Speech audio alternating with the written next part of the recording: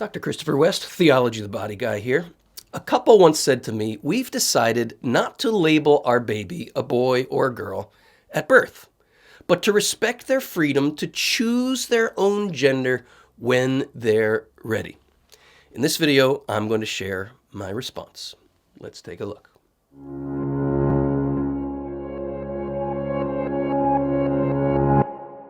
We continue our series looking at questions from my book, Good News About Sex and Marriage, Answers to Your Honest Questions About Catholic Teaching, and I'm beginning on page 167 here. Allow me first to address this notion in vogue today that we are, quote, labeled a boy or a girl at birth. This is another example of the Orwellian manipulation of language that is so prevalent in our world. George Orwell was the person who wrote books like 1984, and he talked about the manipulation of language as a way of molding and shaping and manipulating people's views of the world. So to describe one's sex as a label applied at birth is to frame an objective, fixed reality as something arbitrary, restrictive, and inaccurate. This, of course, immediately appeals to our sense of justice because nobody wants to be put in a box or restricted in a way that is contrary to who we really are or our freedom, right? So to call it a label appeals to that sense of justice while at the same time skirting the fact that there's absolutely nothing arbitrary, restrictive, or inaccurate about looking at a newborn's penis and saying, it's a boy, or looking at a newborn's vulva and saying, it's a girl. In the beginning, God didn't label us male and female. God created us male and female. This is who and what we are and what we always will be. As St. John Paul II observes, our creation as male and female is, quote, the fundamental fact of human existence at every stage of history. Now, in future videos, we will explore questions about those born with ambiguous genitalia. And I won't get into those details right now, but stay tuned for a future video when we will look at that situation. The point I want to reinforce right now is that, again, there is nothing arbitrary or restrictive about recognizing someone with a penis as a boy and someone with a vulva as a girl. To call it a label is a terrible abuse of language that appeals to a certain sense of justice, but is uprooted from the reality and order of things.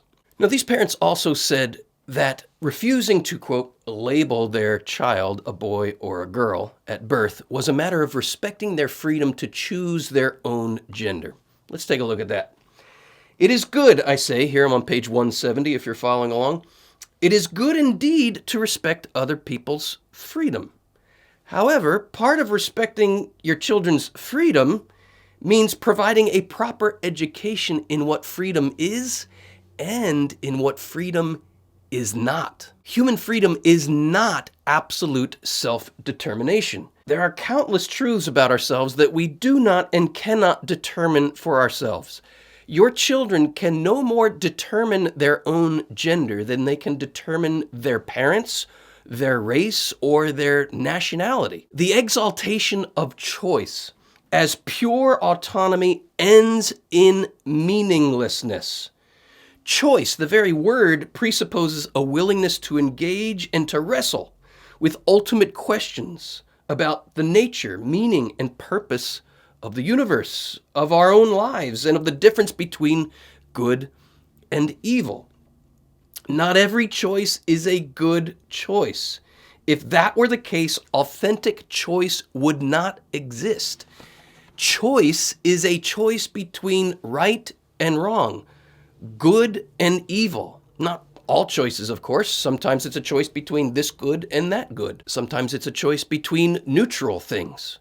But ultimate choice, the very reason we have freedom given to us by God, is to choose between love and everything that is not love, between good and evil, ultimately indeed between heaven and hell.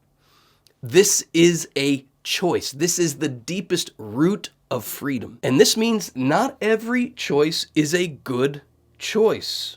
If that were the case, then authentic choice would not exist. We would only be prey to our own or others' whims, seductions, and prejudices. And this is not a good thing.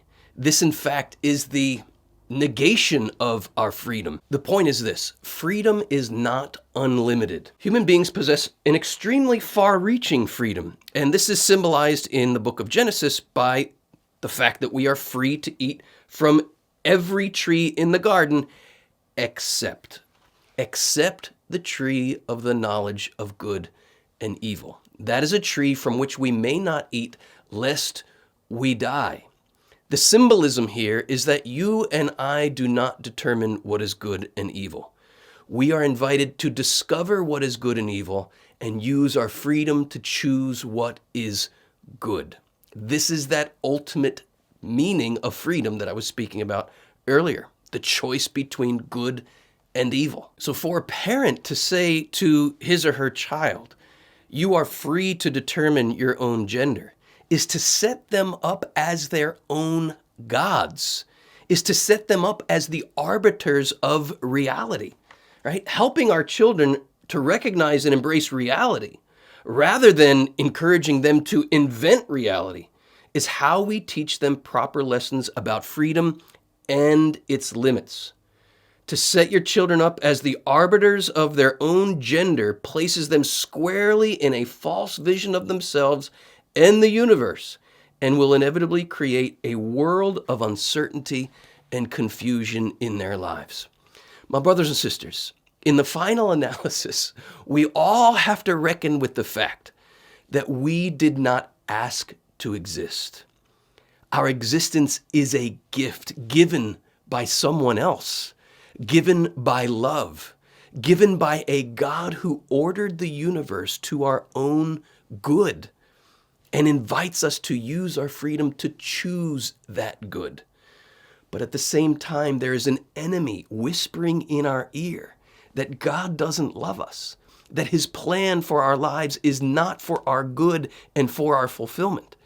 And he invites us continually, saying, "Come over here, make up your own reality over here, and then you'll be happy."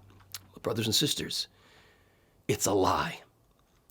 Lord, show us the truth of your love and open our eyes to who we really are.